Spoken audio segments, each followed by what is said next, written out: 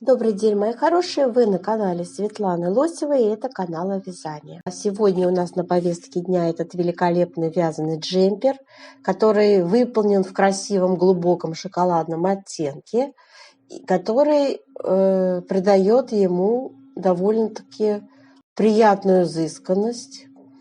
На мой взгляд, ажурные ромбы с изящными шишечками на нем добавляют определенный шарм. Свободный стиль со спущенными рукавами обеспечивает максимальный комфорт при носке.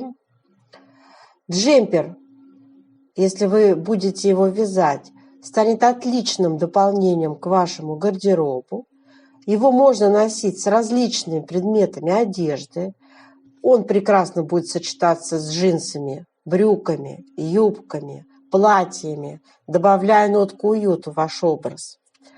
Подходит абсолютно для девушек, женщин с разными типами фигуры, которые ценят удобство и стиль в своей одежде. И в этом видео я покажу вам, девочки, целых 3 варианта исполнения джемпера с этим узором. Ранее у меня уже был снят видео мастер-класс по данному узору. Джемпер был в бежевом оттенке. Давайте более детально посмотрим данную модель. У нас используется 2 здесь узора. Один ажурный, другой плотный. Плотный у нас, как видите, идет по низу в виде такой каймы плотного узора. Рукава связаны плотным узором. Ну и, в общем-то, ажур составляет основное полотно, вяжется ажуром. Причем вяжется и спинка, и перед одинаково. Различие спинки и переда только в глубине выреза горловины. Свободный крой у нас используется. Вот таким образом выглядит спинка. Вы видите, здесь все тоже в ажуре. Свободный довольно-таки много отведено на свободу облегания. Но это по желанию. Как я и сказала, вязать нужно данную модель отдельными деталями. Снизу вверх вяжется. Вот у нас таким образом выглядит выкройка. Здесь же приведена схема узоров. В левой части это схема плотного узора, который образует на фоне лицевой глади такой теневой узор. Эти черточки – это изнаночные петельки идут. А пустой квадратик – это лицевая петля, лицевая гладь. Второй узор справа – это ажурная часть у нас идет узора. Здесь также лицевая гладь используется и 2 вместе лицевой с наклоном вправо, влево с накидами. Так, и здесь еще есть знак вот этот 3 вместе, одной лицевой, обычно с выделением центральной петли вяжется. Смотрите, как просто вяжется конструктивно. Спинка перед отдельно, 2 рукавчика отдельно. Здесь вы можете, конечно, применять те самые приемы, которые вам больше по душе. То есть вы можете начать вязать единым полотном спинку перед, затем в области пройм перейти на раздельные детали, вязать, продолжать спинку отдельно, перед отдельно. Рукава вы можете вязать снизу вверх, можете вязать сверху вниз их, то есть набирая их от линии проймы. То есть здесь несколько вариантов, и вы каждый выбираете для себя тот самый приемлемый для вас лично. Что касается, приближаю вам, давайте узорчик. Смотрите, вот здесь более четко видно шишечки. Меня больше, конечно, интересуют шишечки. Шишечки на любителя знаю по себе.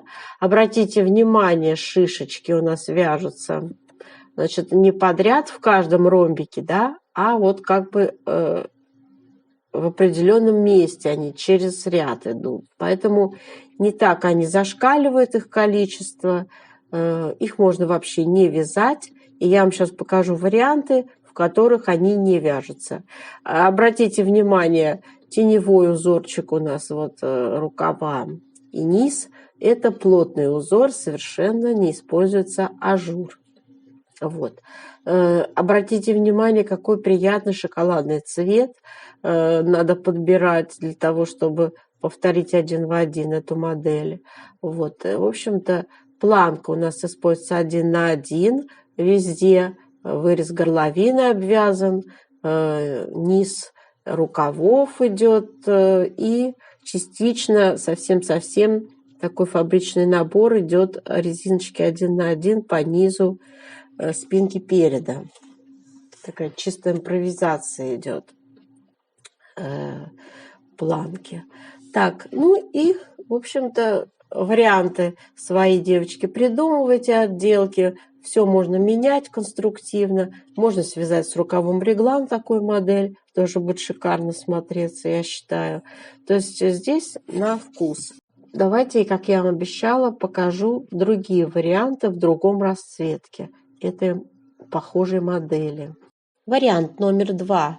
Использование такого узора для плечевого изделия, в нашем случае джемпера. Это вот такой вариант. Синий цвет, тонкая хлопковая нить используется.